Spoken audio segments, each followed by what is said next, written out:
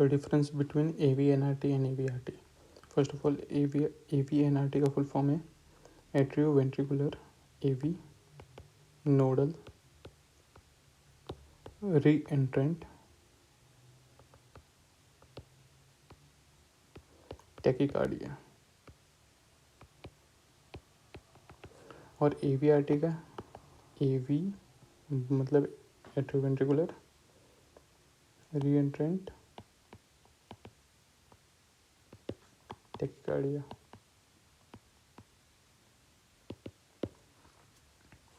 इस नाम में अंतर क्या है, सिर्फ नोडल का, नोडल। तो AVNRT में क्या होता है, AVNRT का दूसरा नाम होता है PSVT। PSVT बोले तो पैरोक्सिस्मल सुप्रावेंट्रिकुलर टैकीकार्डिया, PSVT। इसका ये दूसरा नाम होता है AVNRT। तो इसका पैथोफिजियोलॉजी क्या होता है, SA नोड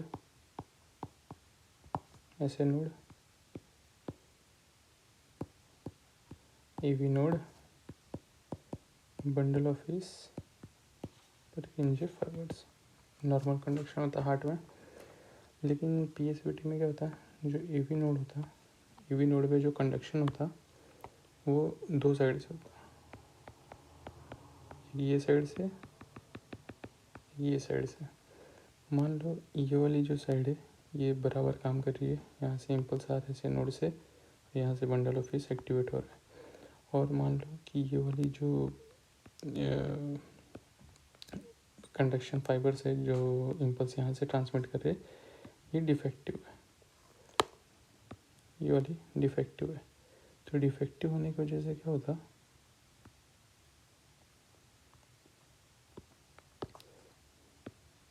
AV नोड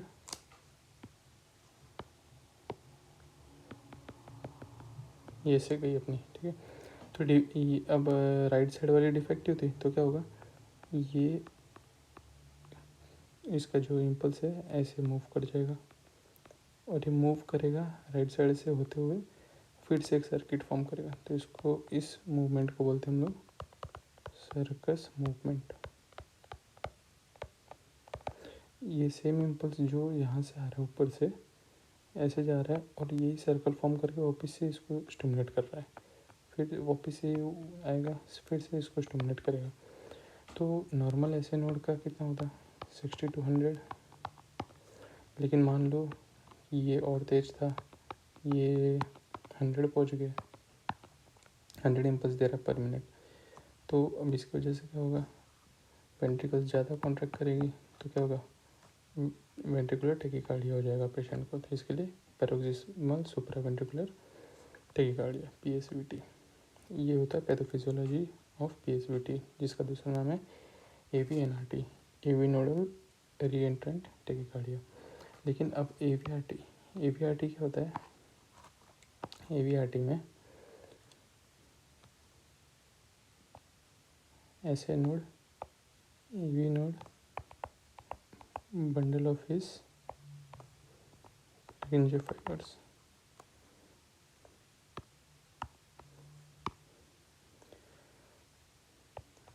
ऐसे नोड से AV नोड में इम्पल्स गया, AV से बंडल ऑफ हिस से Purkinje फाइबर्स दोनों साइड में। लेकिन ये अपना हार्ट है और मान लो ये पेशेंट का हार्ट है जिसके अंदर क्या है, WPWS मतलब वुल्फ पार्किंसन वाइट सिंड्रोम। तो वुल्फ पार्किंसन वाइट सिंड्रोम वाले पेशेंट में क्या होगा, ये एक दूसरा पाथवे होगा जिसको हम लोग क्या बोलते हैं, बंडल ऑफ कैंट। तो इम्पल्स यहाँ से आके यहाँ से ट्रेवल करेंगे, फिर इंटरमायोसाइटिक कंडक्शन होगा, फिर यहाँ से जो Purkinje फाइबर जो है इसके अंदर से इम्पल्स ट्रेवल करके बंडल ऑफ हिस में जाके AV नोड में जाएगा, AV नोड में। तो इसमें क्या हो रहा है, इसमें जो इम्पल्स है वो री एंटर AV नोड में कैसे कर रहा है, बंडल ऑफ कैंट से होते हुए इंटरमायोसाइटिक कंडक्शन से Purkinje fibre bundle of his से होते हुए AV नोड में। तो इसको अपन बोलते हैं AV-RT, तो AV बोलते हो जो AV नोड में री एंट्रेंट टेकिकार्डिया।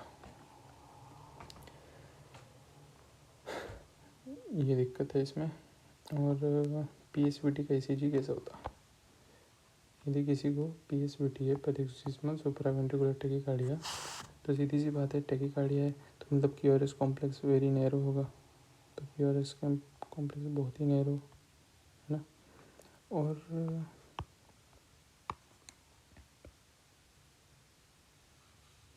बहुत ही नैरो और ST डिप्रेशन, और ये जो पार्ट है इसको ST डिप्रेशन बोलते हैं। और एस वेव के बाद में एकदम स्मॉल P वेव दिखेगा, क्योंकि वेंट्रिकुलर टेकिकार्डिया है तो फिर एट्रियल कॉन्ट्रैक्शन, हम लोग एट्रियल डिपोलराइजेशन इतना नोट नहीं कर पाएंगे। फिर तुरंत short QRS complex, ST depression, short QRS complex, ST depression, small P wave,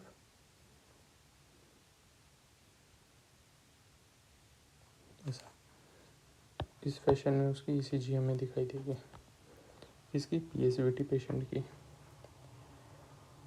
ठीक है, अभी इस फोटो में देखो,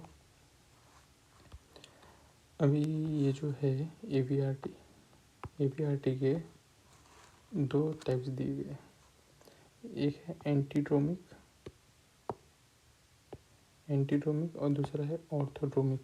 तो एंटीड्रोमिक में WPW, Wolff Parkinson White syndrome, उसमें देखो कैसे है, ऐसे नोड से आया कंडक्शन के थ्रू बंडल ऑफ कैंड से होते हुए यहाँ पे मसल से, कार्डियक मसल से होते हुए बंडल ऑफ फिश से होते हुए AV नोड में जा रहा है, तो इसे हम लोग बोलते हैं एंटीड्रोमिक।